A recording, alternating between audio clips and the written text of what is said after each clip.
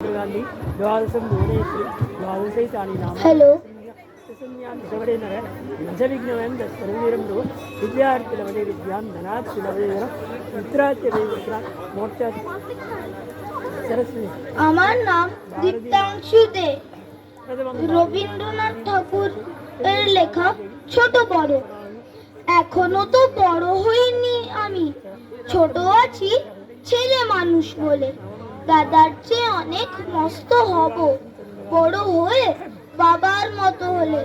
দাদা তখন পড়তে যদি না চায়, পাখির ছানা বসে কেবল খাঁচায়, তখন তারে এমনি বকে দেব, বলবো তুমি চুপটি করে পড়ো, বলবো তুমি ভারী দুষ্টু ছেলে।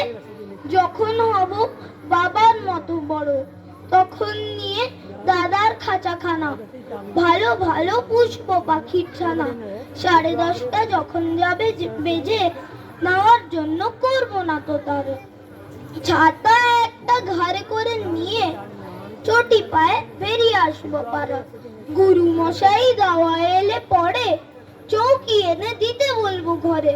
তিনি যদি বলেন সেলেট কোথা, দেরি হচ্ছে বসে পড়া করো, আমি বলবো খোকা তো আর নেই, হয়েছি যে বাবার মতো বড়। গুরু মশাই শুনে তখন কবে, বাবু মশাই আসি এখন তবে। খেলা করতে নিয়ে যেতে মাঠে, হুলু যখন আসবে বিকেল বেলা, আমি তাকে ধমক দিয়ে কব, কাজ করছি গোল করো না মেলা। রথের দিনে খুব যদি ভিড় হয়, একলা যাব করবো না তো ভয়।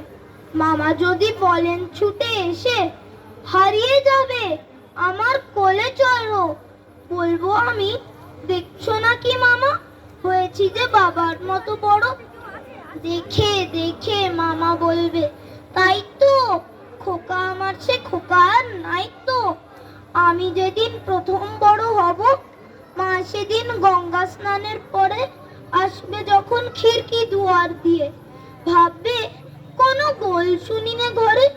তখন আমি চাবি খুলতে শিখে যত ইচ্ছে টাকা দিচ্ছি ঝিকে।